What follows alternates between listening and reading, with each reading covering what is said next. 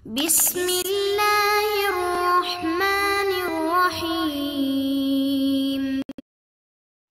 Baik, mungkin ini 2 pertanyaan terakhir, Ustaz. Kita usahakan jam 11.30 kajian kita akhiri. Pertanyaan berikutnya terkait dengan Lailatul Qadar. Apakah benar bisa merubah takdir yang sudah ditetapkan Allah Subhanahu wa taala? Bagaimana kaitannya dengan iman kepada qada dan qadar Allah Subhanahu wa taala, di mana kita harus mempercayai tentang ketetapan serta takdir yang sudah ditetapkan oleh Allah Subhanahu wa taala. Bismillah wassalatu wassalamu ala Rasulillah. Kaitannya Lailatul Qadar atau lebih fokus ke takdirnya tadi? Saya kurang ini. Yang gimana pertanyaannya? Iya, kayaknya sepertinya ke Lailatul Qadar itu utamanya bisa merubah takdir itu, Ustaz. Padahal kita kan harus beriman pada qada dan qadar yang ditetapkan Allah. Oke. Mungkin tanyanya intinya takdir itu bisa dirubah atau enggak? Oh iya. Nah, ya bisa. Ya. Jadi ada takdir yang tidak bisa dirubah. Takdir yang tidak bisa dirubah itu seperti kematian. Saya contohkan tadi. Ya, kematian itu sudah ditentukan hari, tempat, tanggal, gitu ya. Hari, tempat, dan kita tidak bisa menghindari yang namanya kematian itu. Baik itu penyebab kematiannya sakit atau lagi sehat tiba-tiba meninggal, itu kita tidak bisa lari dari yang namanya kematian. Tapi kalau yang kaitannya yang lain-lain itu bisa. Dengan cara apa?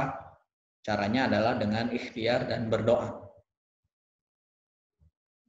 Salah satu contohnya adalah sebuah riwayat ya. Jadi ini saya dapatkan dari seorang ustadz ya. Jadi ada seorang perempuan. Perempuan ini dia pelaku maksiat lah ya. Bahasa halusnya kita itu. Ini perempuan ini pelaku maksiat. Kemudian ada seseorang yang membawa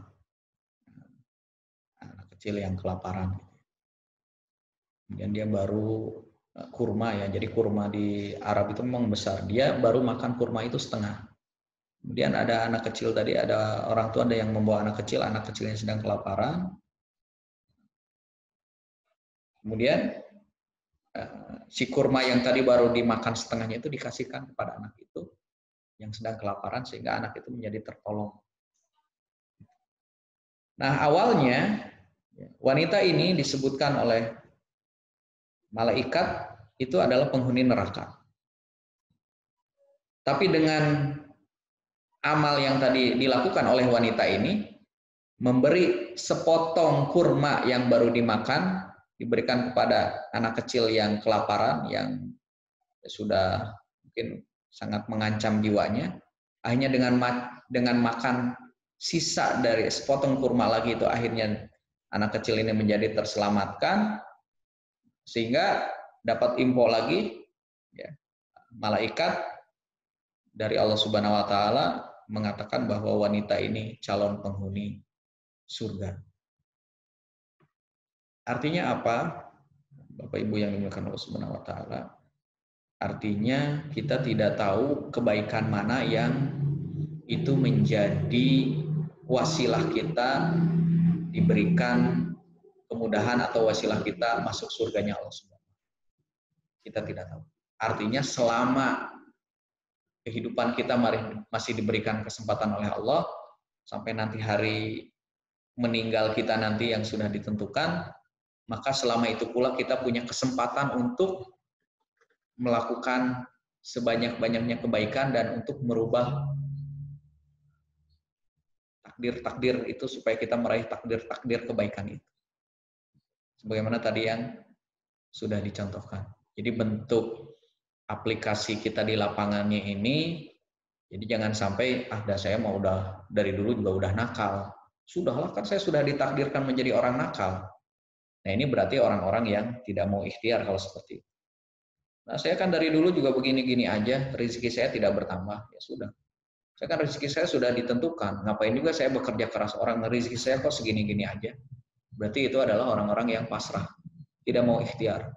Atau misalkan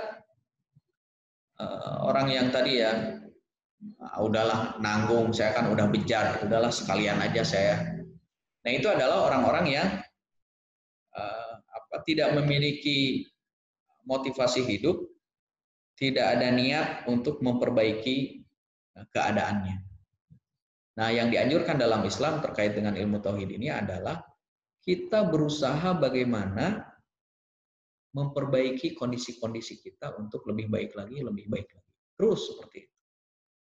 Nah, memang tidak bisa sendirian, harus ada teman-teman kita yang saling mengingatkan, yang saling memberikan nasihat, ketika mulai ada yang melenceng diingatkan, terus seperti itu ya.